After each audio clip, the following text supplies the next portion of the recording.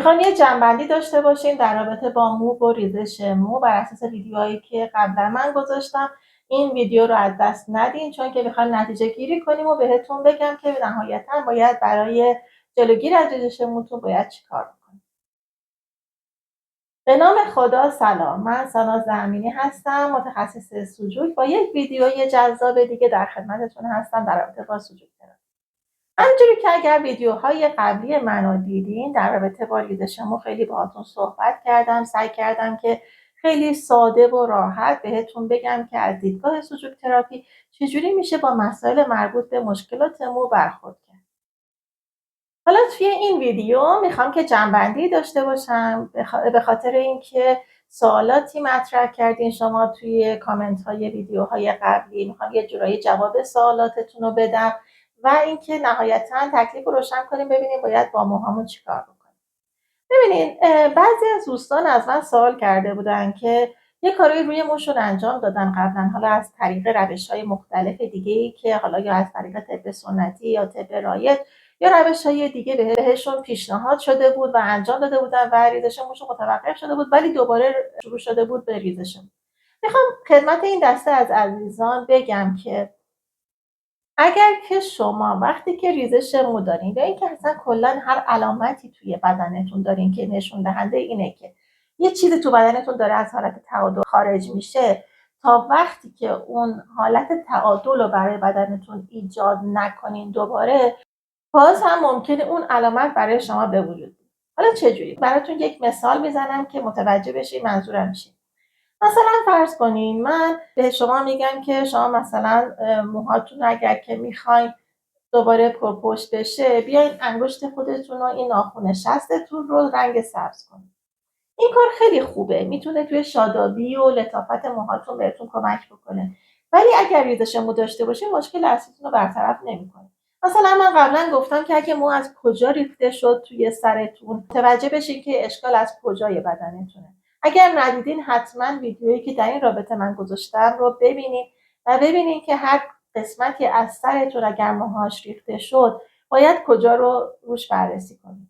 یا اینکه مثلا بهتون گفتم که اگر مشکل تیروئید داشته باشین، اگر مشکل اینو داشته باشین که عصبی شده باشین و در اثر مشکلات عصبی موهاتون ریخته باشه، یا اینکه فرض کنین که یه بیماری خاصی داشتین که یا داروی خاصی خوردین یا آلرژی خاصی داشتین که باعث ریزش موتون شده، اینها باید بهش توجه بشه. اگر شما فقط بیاید این ناخونتون رو سبز بکنین یه مقداری وضعیت موتون بهتر میشه، ولی چون اون دلیل اصلی توی بدنتون از بین نرفته، دوباره بعد از یک مدتی که این کار رو انجام ندین ممکنه که ریزش مو پیدا بکنید. پس حتما توی مرحله اول لازم شما دلیل رو از بین ببرید. یعنی مثلا اگر که کلیه هاتون ضعف داره، تقویت کلیه حتما انجام بدین به مدت 3 هفته. اگر که باز هم ریزش موتون قطع نشد، 1 هفته استراحت بدین و دوباره 3 هفته دیگه تقویت کلیه رو انجام بدین. حتما دقت کنین که تقویت کلیه بر اساس دمایی کف پا انجام بشه. یعنی که اگه کف پاتون سرد بود از لوبیا قرمز استفاده کنین، کف پاتون اگر گرم بود از لوبیا سفید استفاده کنین. یا اینکه از رنگ سرتون ایده بگیرین که اگر خیلی شفاف و براق بود حتما کلیه هاتون گرم شده زیادی و باید از لوبیا سفید استفاده کنین. اگر که شفاف نبود یعنی باید از لوبیا قرمز استفاده کنین و حتما اینا رو رعایت بکنین. حتما اگر ضعف کلیه هست، ریزش موتون، تقویت کلیه رو انجام بدین. اگر معده‌تون مشکل داره، مشکل معده رو برطرف کنین. حالا این کار رو اگر انجام ندین چی میشه؟ شما یه مدتی شروع میکنین به کار کردن، مثلا ناخوناتون رو هم میمالین یا اینکه این قسمت رو سبز میکنین و مثلا میبینین که موهاتون چقدر خوب شد، ولی وقتی که این کار رو دیگه نکردین دوباره شروع میکنه به ریزش، چون اون اصل ماجرا از بین رفته.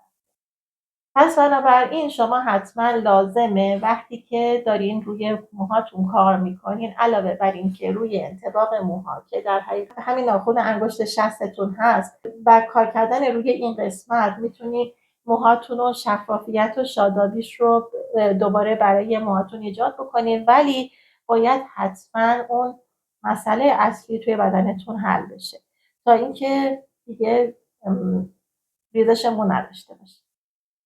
یکی دیگه از مواردی که مطرح شده بود توی سالها و خیلی من دیدم این بود که بعضی از دوستان از داروهای شیمیایی استفاده کردن مدت‌های پیش، یا اینکه از داروهای طب سنتی استفاده کردن، داروهای گیاهی استفاده کردن و بعد دوباره شروع به ریزش کرده. توی اینجور موارد حتما مراجعه کنید به اون پزشکی که اونها رو برای شما تجویز کرده و تحت نظر اون پزشک کار انجام داده. و یکی دیگه از مسائل مهم اینه که اگر کارهای پزشکی دارین روی موهاتون انجام بدید، به هیچ طریقی خوددرمانی نکنید.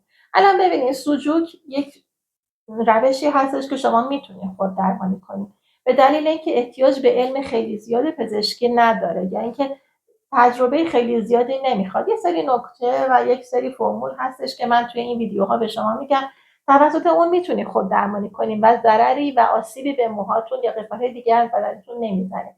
ولی اگر مثلا ماینوکسیدیل استفاده کردین، اگر قرص خاصی تجویز شده توسط پزشک براتون، یا داروی خاصی براتون تجویز شده که استفاده کنین، اگر بعد از مدتی باهاش مشکل پیدا کردین، حتما به همون پزشک مراجعه کنین، یا حداقل اون پزشکی که توی اون زمینه به شما، مثلا اگه پزشک پوست و مو هست، پیش یه متخصص پوست موی دیگه ای بریم و بهش بگین که من اینو خوردم، این اتفاق برام افتاده و این مسئله برام پیش اومده.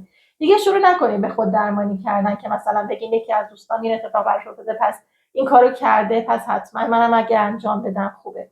چون سیستم بدنی هر کسی یه جوری هستش و یه جوری احتیاج داره به اینکه دارو مصرف بکنه و با هم دیگه فرق میکنه.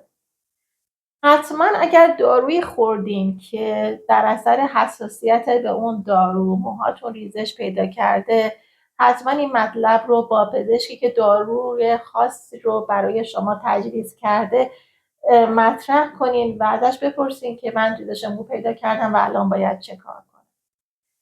چند تا نکته دیگه هم هستش که میخوام بگم، پس حتما قبل از اینکه نکته های بعدی رو بگم، ویدیو رو اگر دوست داشتین لایک کنین، اگر هم توی کانال من هنوز سابسکرایب نکردین سابسکرایب بکنین، و اگر تجربه خاصی در این رابطه دارین اون زیر برای من تو کامنت ها بنویسین که من میتونم توی این کامنت ها بهتون راهنمایی کنم.